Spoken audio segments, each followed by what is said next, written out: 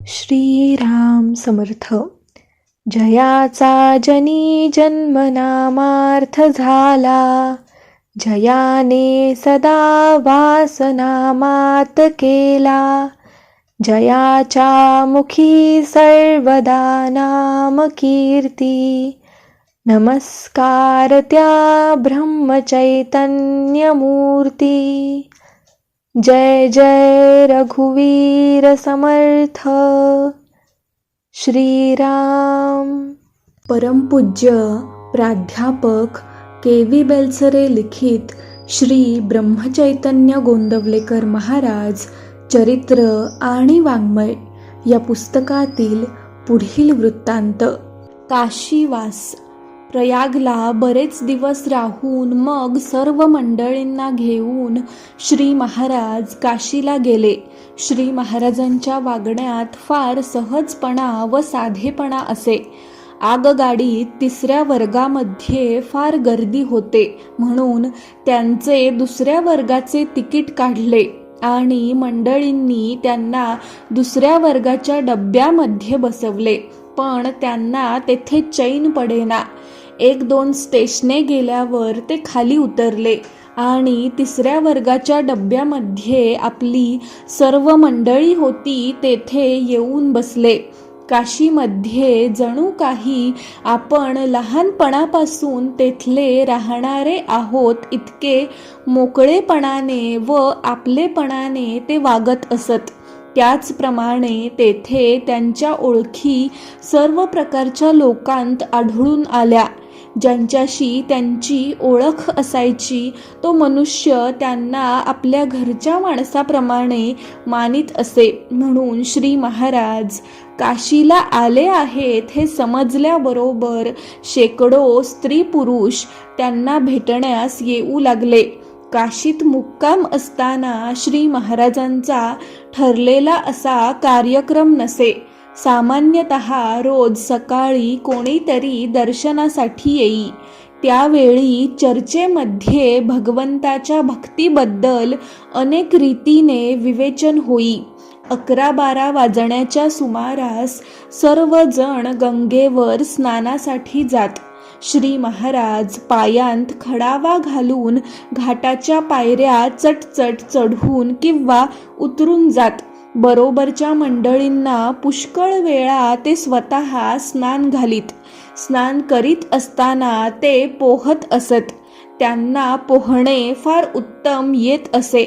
लहान मुलांना आपल्या खांद्यावर हात ठेवण्यास सांगून पोहत पोहत ते गंगेच्या पात्रामध्ये दूरवर जात. पाण्याचे भय वाटणारी व पोहायला न येणारी मुले देखील त्यांच्याबरोबर निर्भयतेने गंगेमध्ये लांबपर्यंत जाऊन येत असत. एक दिवस श्री महाराज गंगेच्या पात्रामध्ये पोहत होते. पोहता पोहता ते काठाजवळ आले. काठावर भाऊसाहेब केतकरांची 9 वर्षांची मुलगी सुंदराबाई स्नान आटोपून उभी होती. श्री महाराज म्हणाले, सुंदरे मार उडी. सुंदरीला पोहता येत नव्हते, पण श्री महाराजांचा शब्द ऐकल्याबरोबर तिने धाडदिशी पाण्यात उडी मारली. असेच एके दिवशी मंडळी पोहत असता नदीच्या पलीकडच्या तीरावर एक मुलगा गटांगळ्या खाऊ लागलेला कोणी पाहिला.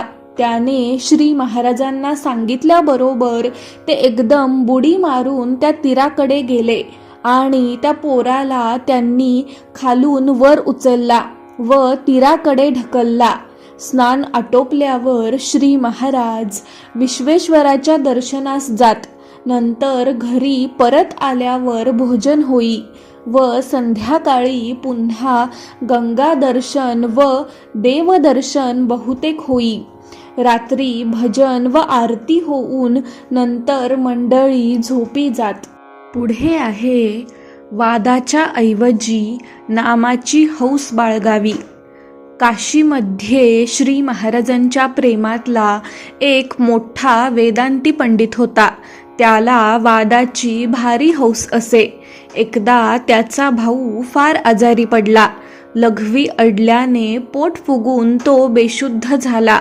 डॉक्टर वैद्यांनी हात टेकले तेव्हा त्या पंडिताला श्री महाराजांची आठवण झाली आणि त्यांचा अंगारा घेऊन जाण्यासाठी लगबगीने तो त्यांच्याकडे आला. त्याला पाहून श्री महाराजांनी त्याचे सहर्ष स्वागत केले आणि तो काही बोलण्याच्या अगोदरच मोठ्या खुबीने त्याला वादात गुंतवले. इकडे वाद तर वाढत चालला आणि पंडिताचा जीव खालीवर होऊ लागला. दुसरे काही बोलण्यास श्री महाराज त्याला उसंतच देईनात. 1.5 तास काथ्याकूट झाल्यानंतर विषय बदलून एकदम श्री महाराजांनी त्याच्या येण्याचे कारण विचारले. तेव्हा पंडिताच्या डोळ्यांना पाणी आले व तो म्हणाला, काय सांगू महाराज, लघवी अडल्याने माझा भाऊ मरणोन्मुख आहे. वैद्याने हात टेकले म्हणून मी आपल्याकडे धाव घेतली. तो अद्याप जिवंत आहे की नाही कुणास ठाऊक. यावर श्री महाराज म्हणाले, अरे रे, तुमच्या वादाच्या हौसेने दोघेही फसलो.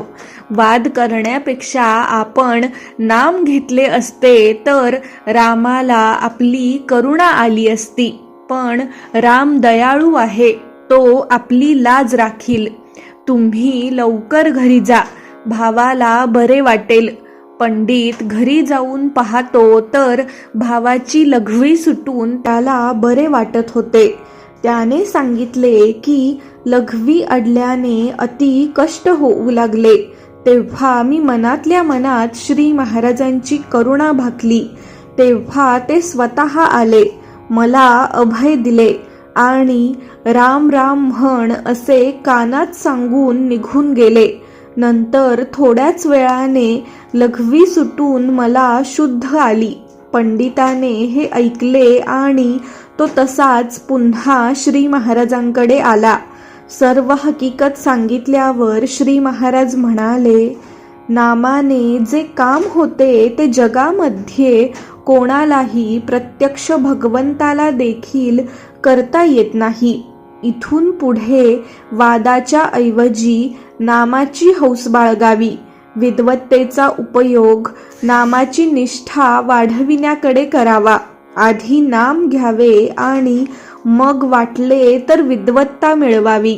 पण ज्याला नामाची चटक लागली तो इतर भानगडीमध्ये पडतोच कशाला. पुढे आहे, माझ्या मुली फार थकल्या आहेत. एकदा श्री महाराजांनी विश्वेश्वराला नैवेद्य करण्याचे ठरविले. गंगूबाई स्वयंपाकावरची मुख्य कारभारीण म्हणून त्यांना बोलावून ते म्हणाले, गंगूबाई, उद्या आपण देवाला गोड असा जिलबीचा नैवेद्य करायचा. किती पीठ भिजवायला लागेल? गंगूबाईंना नेहमीचा अनुभव असल्याने त्या म्हणाल्या, महाराज, कमीत कमी 15-20 पायली पीठ भिजवायला हवे. यावर श्री महाराज म्हणाले, वा रे वा, मी काय कोणी राजा आहे काय? फक्त 2 पायली पीठ भिजवा. हे ऐकून गंगूबाई कडाडल्या. तुम्ही सगळा गाव जेवायला घालणार, मग हे 2 पायली पीठ कुणाच्या तोंडाला लावणार? श्री महाराज पुन्हा म्हणाले, ते काही नाही, 2 पायलीपेक्षा जास्त पीठ भिजवायचे नाही. कमी पडले तर पडले, त्याची लाज रामाला. गंगूबाई तणतणत निघून गेल्या. त्यांनी फक्त 2 पायली पीठ भिजविले. त्या दिवशी जो कोणी भेटेल त्याला श्री महाराजांनी प्रसादाला बोलावून ठेवले.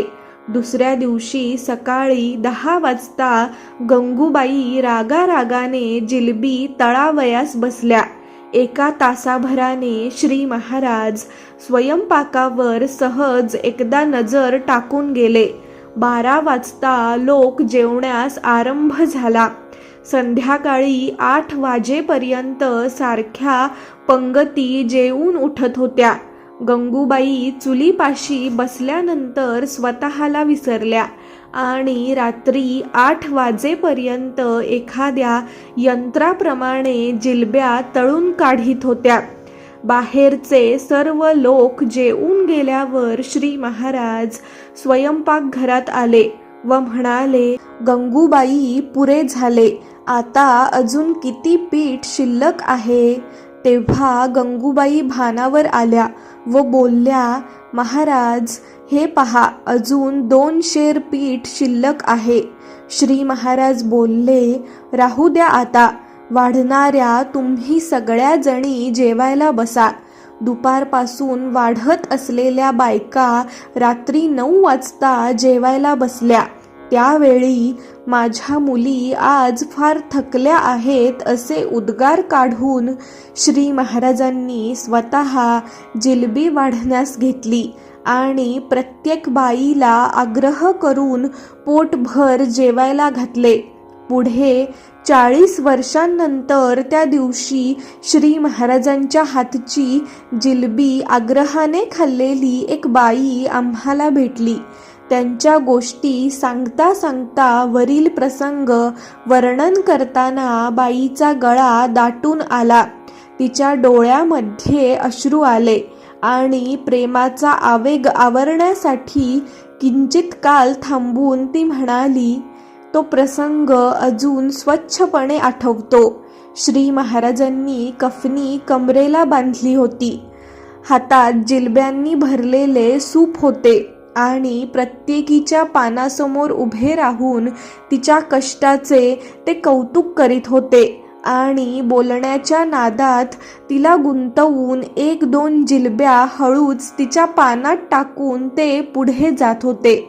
आमच्या बापापेक्षाही प्रेमळ अशी त्यांची ती मूर्ती अजून डोळ्यासमोर आली की अंतःकरण भरून येते. पुन्हा तिच्या डोळ्यांतून पाणी आले. जानकी जीवन स्मरण, जय जय राम.